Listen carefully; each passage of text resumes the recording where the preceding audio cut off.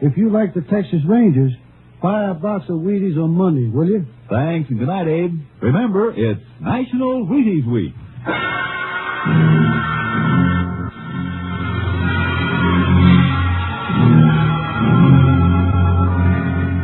I kicked around for a few days, covering all the ground I could between the Stockholm Ranch and Wheeler County, and then I reported back to Captain Stinson. Kind of picked up something interesting, Captain. Like what, Jace? Weather reports. Here's a map of Wheeler County. The places I've marked in red had rain within the last 3 weeks. Oh? Well, what about it? Well, this place. Right here. The only spot of the marked places that will show the same kind of earth we had analyzed. I checked. Mm-hmm. So it's narrowed down to that.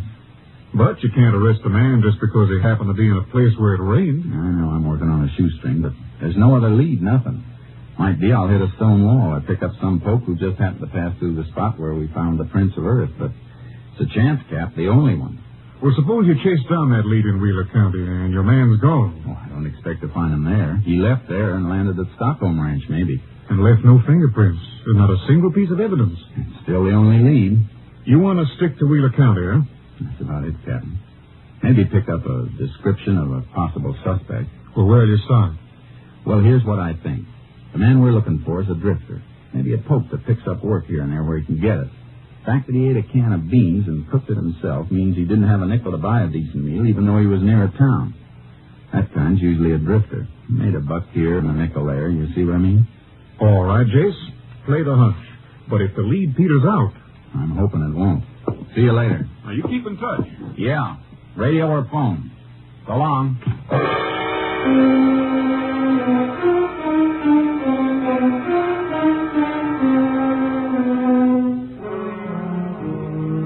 A little while later, I was in Wheeler County, Southwest. I checked one ranch after another, some big, some small. What I wanted to know was, had anyone seen a man about 6'2" or 3, a man who owned a sorrel and didn't have steady work? I once read where a man found a needle in a haystack. Did it on a bet. Well, my needle could be in any haystack. Then on the Claude Edwards Ranch near Ramsco, I ran into something. Sure, I remember a poke lot like that, Ranger. Big fella. Had himself a sorrel. Did he work for you, Mr. Edwards? Couple of days. Drifted in looking for something to do. I don't usually have work for more than my own hand, but this fella come in just about when I needed somebody else, and... What was his name? Orwell. Yeah, that was it, Orwell. Now, when was he here? Oh, let me see now. That'll be around the 19th, 20th. And when did he leave? He do something, Ranger? I don't know, Mr. Edwards, but I'd sure like to hear everything you know about him. Well, he worked for a couple of days, then come in asking for his pay. That was maybe the 22nd. Are you sure? Pretty darn sure. It's awful important. All right, I'm sure. We had a spell of rain about then. I had him mend the roof. He didn't like it none. Did he say where he was going? Anything at all? Didn't say, and I didn't ask. Just handed him his pay. Saw him in town later, dropping it in a card game. Then he lit out. All right. Now I want the best description of him you can possibly give me. Everything you can remember. What he looked like, how he talked, acted. I'll try, Ranger. But how are you going about finding him? By now, he might be clear into Mexico. Any place. I'm going to do my best, Mr. Edwards. And I'm not sure that's going to be enough.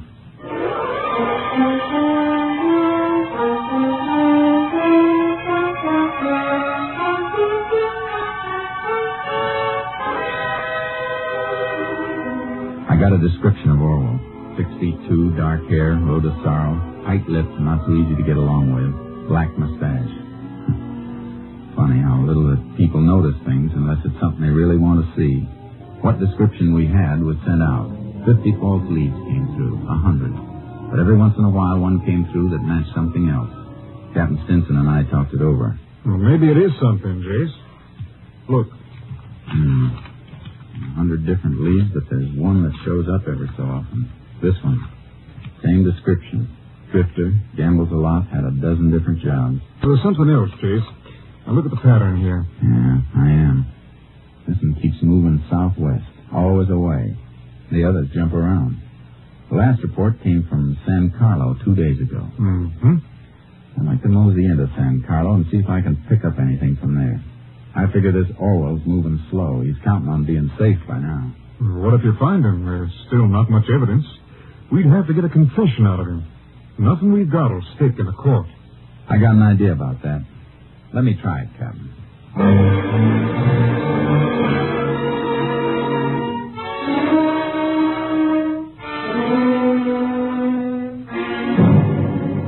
In San Paulo, I picked up a few more scraps about Orwell. From what I'd learned, I tried to think like the man I was trailing. Tried to figure out his next move.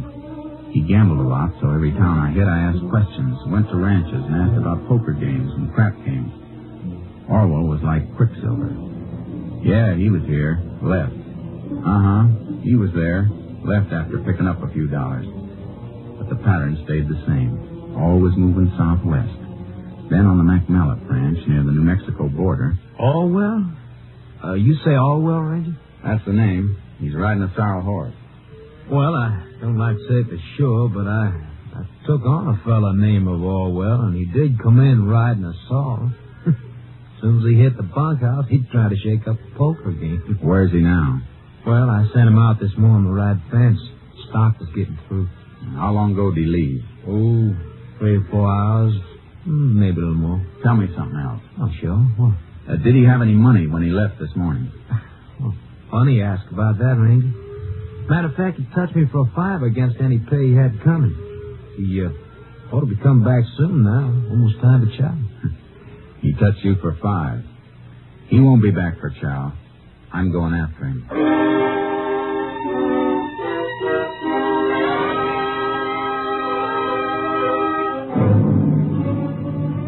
I followed the fence rider's trail. It was well into the afternoon when I spotted a rider up ahead. I took off my badge and stuck it in my pocket.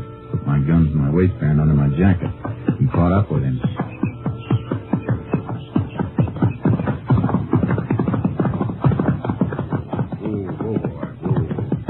Howdy. Who are you? Name's Pearson. You're Orwell, huh? Yeah, why? Boss sent me out to look for you. Boss? Oh. Yeah, foreman back at Mellett's Ranch. What for? We got to get back to the north fence. You wasn't working there when I left. Just got took on. I guess we'd better get back to the north fence. Boss says it's important. That's so. Say, come to think of it, you're not even on the ranch anymore. I hit the boundary fence a piece back. All right, I got news for you, mister. I ain't riding fence. Now you take off. You see about that north fence. Huh? You mean you're quitting? Right the first time, mister. Now, so long. Hey, hold it a minute.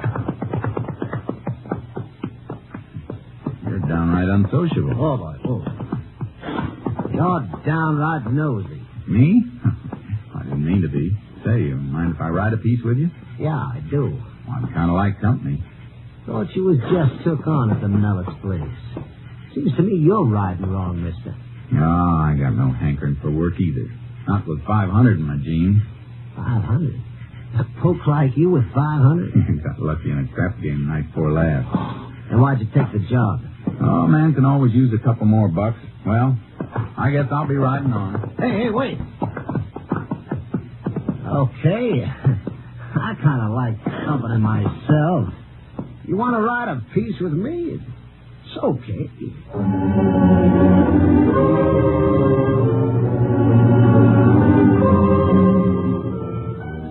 We rode on the rest of the day, and I found out Orwell was planning to head into Mexico. We bedded down early. And along toward midnight, when Orwell thought I was asleep, he raised up and moved toward me.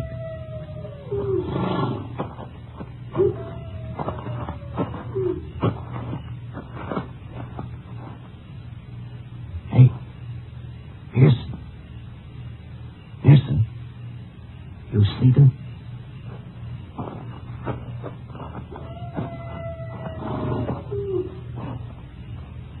Something you want, my saddlebag, Orwell? I thought you were sleeping. No. Don't reach for it, Orwell. I'll blow your head off. What are you getting this head up about? Man, it starts to go through my saddlebags when I'm sleeping. I get touchy. I'm just looking for cigarettes. No need for that gun. Yeah? Sure. Wasn't looking for 500, were you? You call me a crook? You name it, Orwell. You are touchy. Okay. Put that gun away, Pearson. You act like a kid. I tell you, I was just looking for cigarettes. Sure. Yes, I did maybe bust the strap. Okay, bring that saddlebag. Cigarettes are in it. Yeah, sure. Left or right one? Right.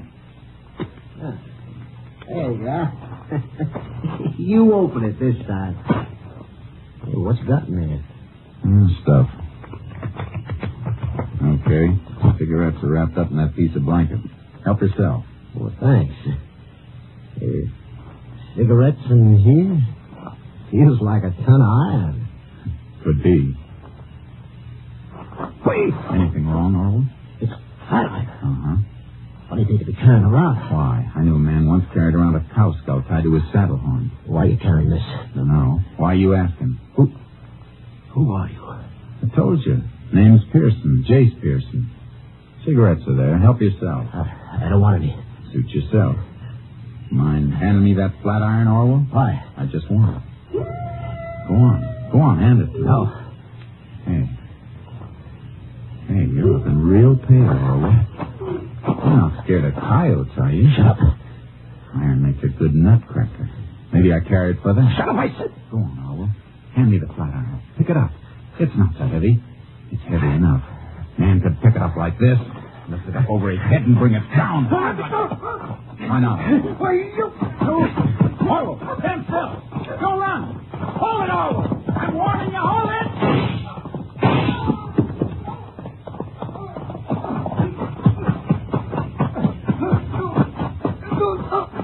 Don't shoot again. Unless I have to. Who are you? Pearson. Texas Rangers. Oh, figured I'd get caught up with... Guess we better start going, Orwell. You're not hurt too bad. Shooting by moonlight kind of spoils a man's aim. Come on, let's go.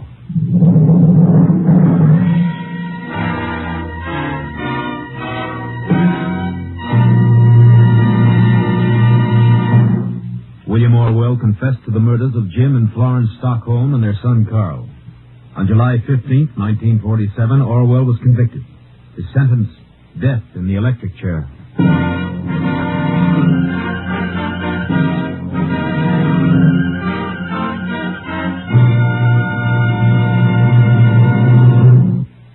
Joel McRae, your Texas Rangers, asked me to ask you to have some Wheaties. Yes, have some Wheaties because it's National Wheaties Week. The week when everybody goes out and buys a box and enjoys a dish of America's famous whole wheat flakes. Start early in National Wheaties Week so you'll have time to buy 'em and eat 'em and buy some more and eat some more. Wheaties, that is. And while you're enjoying 'em, partner, you're getting wide-awake energy, whole wheat energy. There's a whole kernel of wheat in every Wheaties flake. Begin a better breakfast with Wheaties and see if you don't find yourself striding high, wide, and handsome right through the morning. Rangers can ride better, salesmen can sell better, plumbers can plumb better with a better breakfast. Milk and fruit and Wheaties. Get yours. Breakfast of champions. It's National Wheaties Week. Next week, Joel McRae in another authentic reenactment of a case from the files of the Texas Rangers.